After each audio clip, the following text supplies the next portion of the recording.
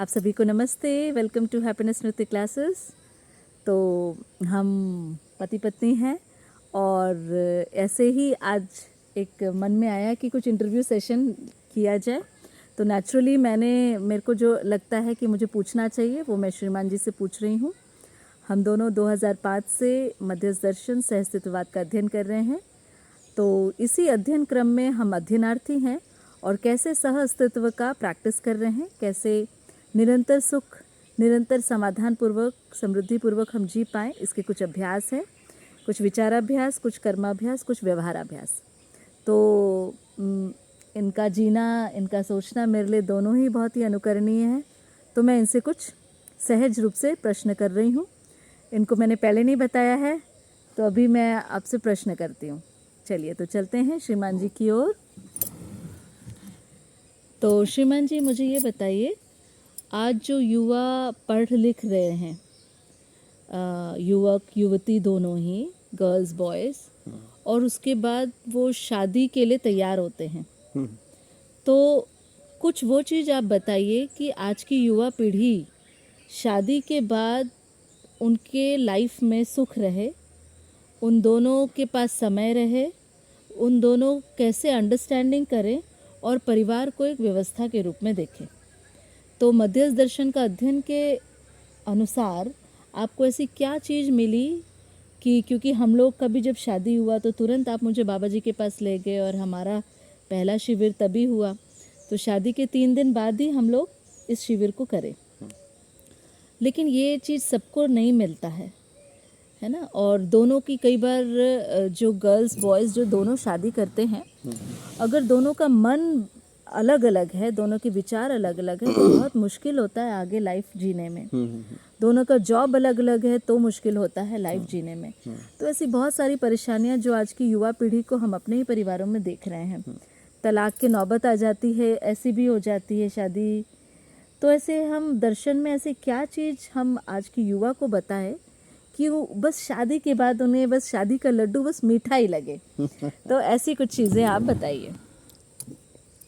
ठीक बात है, क्योंकि शादी इसलिए होती ही है कि आपस में जो हम खुशहाल रहें, ऐसा करके सोचते तो यही हैं। सोचते तो यही हैं। तो होना और रहना दोनों खुशहाल हो। हाँ, तो देखिए इसमें जो है ना, जैसे हम लोग की बात ही अगर करेंगे इसमें, तो जो है मुख्य रूप से जैसे कि मैं 96 से बाबा जी के साथ जब जुड़ा है ना, तो जब जितनी चर्चा होते रही 2005 में मैरिज हुआ, लगभग 9 साल का ये ड्यूरेशन है उसमें जो है ना, तो उसमें जितनी चर्चा होते रही ना, उसमें जो है मुझे ना इस बात पे एक विश्वास बना, चूँकि इसमें जो है ना जो मानवीय चरित्र को फोकस किया गया है ना, मानवीय चरित्र को फोकस किया गया है। मानवीय चरित्र में मूल्य, चरित्र, नैतिकता है ना। अब उसमें अगर चरित्र की बात करें तो स्वधन, स्वनारी, स्वपुरुष, दयापूर्ण कार्य व्यवहार है इसमें। तो इसमें जो है मैं उस समय भी जितने परिवारों के साथ में मिलता था है ना, और फिर जो है जो अध्ययन किया, उसमें जो है ना एक बात तो जो है मुझे क्लिक हुआ कि अगर इस विचार से हम चलते हैं है ना, तो निश्चित रूप से जो है ना पति पत्नी दोनों जो है खुशहाल रहेंगे। ठीक है, तो ये जो है ना मुख्य चीज़ रहा। मुझे लगता है कि कहीं भी जो है किसी भी जगह पे आप देखोगे तो जो है ये चरित्र की बात जो है ना कम होती है। एक साथ ना 3 बात को मैं बोल रहा हूँ, एक स्वधन पूर्वक जीना, स्वनारी स्वपुरुष के साथ जीना, और जो है पर पीड़ात्मक कार्य से मुक्ति रहना, जिसको तो आप ये बोल रहे हैं आज की युवा अगर पति पत्नी खुश रहना चाहते हैं तो ये 3 जो आचरण है, स्वधन, स्वनारी, स्वपुरुष और दयापूर्ण कार्य व्यवहार से जीते हैं। तो ये स्वधन क्या है और परधन क्या है, ये अब हम जानना चाहेंगे। स्वधन में तो जो है मुख्य रूप से यहाँ जो बोला गया है वो 3 तरीके का है ना। स्वधन में पहला जो आता है वो आपका जो परिश्रम से जो किया गया उत्पादन है ना, जो भी प्राकृतिक चीज़ें हैं उसमें जो आप श्रम करते हैं उससे जो आपको फल मिलता है, ये एक आपका स्वधन होता है। तो लेकिन मैं इस जगह ये प्रश्न करना चाहूँगी, देखिए आज के युवा में कोई भी बच्चा फार्मिंग का पढ़ाई नहीं करता है।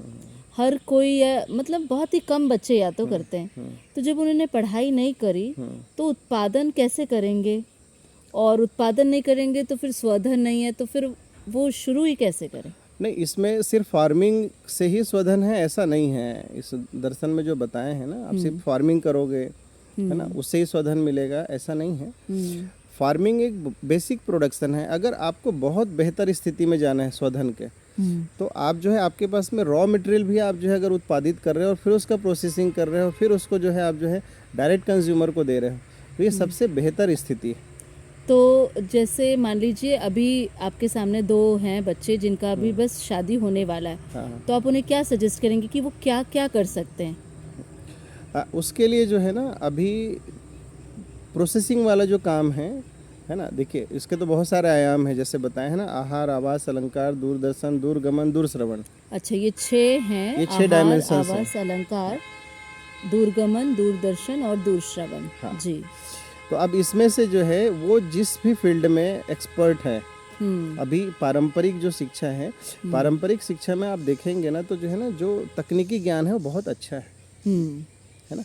आप चाहे आहार के लिए बोलिए, चाहे आवास के लिए बोलिए, चाहे अलंकार के लिए बोलिए, चाहे दूरदर्शन, दूरगमन, दूरश्रवण, 6 विधा हाँ। है ना। तो जैसे इंजीनियरिंग बैकग्राउंड के हैं बच्चे, हाँ बिल्कुल। वो दूरगमन, दूरदर्शन, दूरश्रवण, हाँ। है ना, इसको बहुत अच्छा पकड़ सकते हैं। हाँ।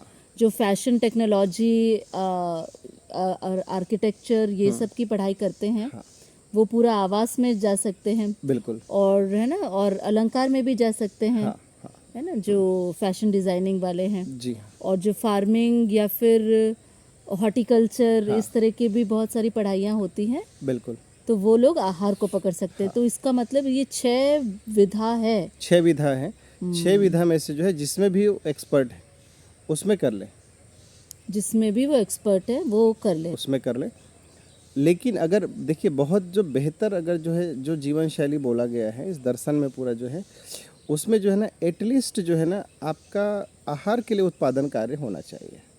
अगर ऐसी किसी की भी व्यवस्था बनती है तो आहार के लिए उत्पादन कार्य जो है ना करें, फिर उसके साथ साथ में जो है ना जो भी उन जिसमें एक्सपर्ट हैं वो उस स्किल को जो है ना उपयोग करके अपना जो है जो कैश अर्जन करने वाला काम है उसको कर सकते हैं वो जो है। हाँ, बेसिक नीड आहार की है ही। हाँ, उसकी इसीलिए आवश्यकता है क्योंकि आप देखेंगे तो मार्केट में ना आज के समय पे आपको कोई भी चीज़ ना शुद्ध नहीं मिल रहा है ना, हर चीज़ों पे डाउट है। तो ये अब इसमें जो है आप अपने स्वास्थ्य को ही नहीं बचा पाएंगे तो बाकी स्किल से आप जो है फाइनेंशियली साउंड होंगे, फिर उसी मार्केट पे डिपेंडेंट होंगे, तो इससे जो है ना कुल मिला के आपका स्वास्थ्य तो खराब हुआ ना। राइट। तो ये दर्शन जो मध्यस्थ दर्शन बोल रहा है वो बेसिकली जो है ये समझ में आ रहा है कि आज के युवा जो हैं है ना, अगर कर सकते हैं तो जो है अपने आहार का उत्पादन की व्यवस्था करें या फिर ऐसे परिवारों के साथ जुड़े और फिर जो है उसमें जो एक्सपर्ट है जो पढ़ाई किए हुए हैं उस स्किल को लेके जो है ना आगे बढ़ें, जिससे उनको जो है ना कैश का अरेंजमेंट हो जाएगा। बढ़िया। तो आपने बताया कि जो अभी शादी करने वाले हैं उनके लिए स्वधन अगर इससे वो जीते हैं, है ना, और ये 6 विधाएं हैं, तो अपनी बेसिक नीड को पूरी करते हुए अपने और शरीर पोषण और समाज गति, ये दोनों के लिए जो उनको आय करना है, जो इनकम करनी है, तो स्वधन पूर्वक करने से उन लोग का सुख पूर्वक वो जी सकते हैं। पहली तो ये बात हो गई। पहली ये बात है ना। तो स्वधन में एक तो परिश्रम है, पुरस्कार है और पारितोष है। 3 चीज है ना। तो इसको थोड़ा सा हल्के में एक बार बता दीजिए। हाँ, स्वधन का जैसे अभी बात हो गई, स्वधन में जो है जो प्रतिफल वाला है उस पर बात हुई है। फिर उसके बाद जो है पारितोष वाला जो भाग है, पारितोष में जो है परिवार से जो भी चीज़ें मिलती है, कुटुंब से जो भी चीज़ मिला रहता है, आपका जो है पुराना जो है परिवार से जो चीज़ मिली हुई संपत्ति मिली हुई है वो हो गया। और फिर जो है पुरस्कार में जो है जब भी आप कुछ अच्छा काम कर रहे हैं है ना, कुछ तो समाज द्वारा जो है आपको जो पुरस्कृत किया जाता है वो पुरस्कार के रूप में जो भी आपको राशि मिल रही है, जो वस्तु मिल रहा है, वो जो है आपका स्वधन है। बढ़िया। तो पर धन का झंझट ही नहीं है। वो अमिताभ बच्चन का एक गाना नहीं है, मेरे अंगने में तुम्हारा क्या काम है, उसमें लाइन है ना, पराई धन पराई नार है ना, नजर मत डालो, शराबी घुंघरू वाले में गाने में है।